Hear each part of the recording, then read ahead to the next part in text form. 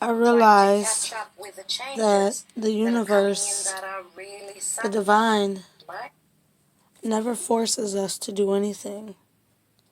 Even in these situations where we feel like we are being tested, the truth of the matter is we always have choice.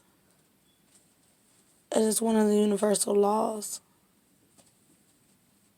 We may decide to take on our challenges and label them as a test or being forced to overcome something. But the truth is, that's just an ill-fitting label. I mean, we could choose to not accept the challenge, not accept growth and expansion, and choose to stay still and stuck in our ways. Or we can choose to press on, overcome any difficulties, obstacles, challenges, repeat patterns, karmic connections, karmic ties, karmic routines. Whether or not we consciously or unconsciously make the decision, it always boils down to decision, nevertheless. I realize we struggle with pride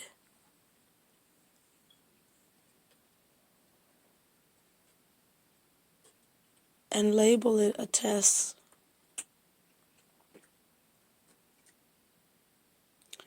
When the reality is, it's only a test because of pride, and pride is only the ego under a different name.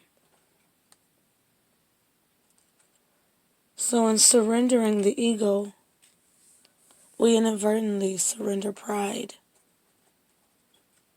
And when we begin to learn or identify the fact that our ego is simply suggesting that we are in a battle, a test, a tumultuous time or turmoil,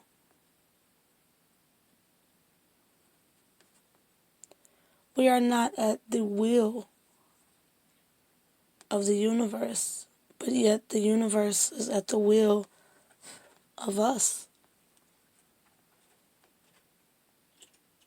And our ego must no longer go by many names,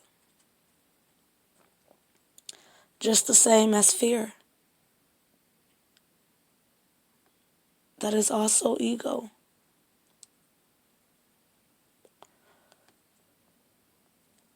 When we break down all of these many words, they really come back to ego, not so much fear. Not even so much,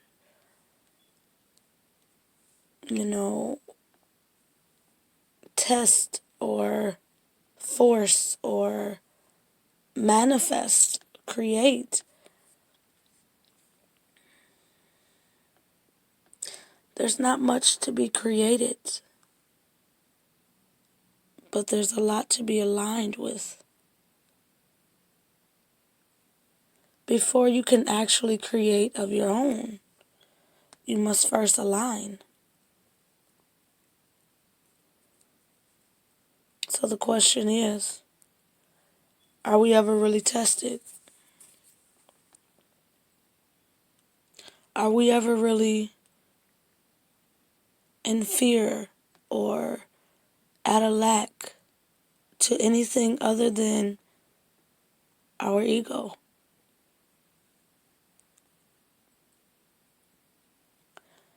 How do we stop selling ourselves short by saying we're pushed or we're forced or we're working so hard to create? And how do we truly embrace the awareness of acceptance, the awareness of I've chosen to create different for myself, to align to a better version of myself and fully embody that in which is already me.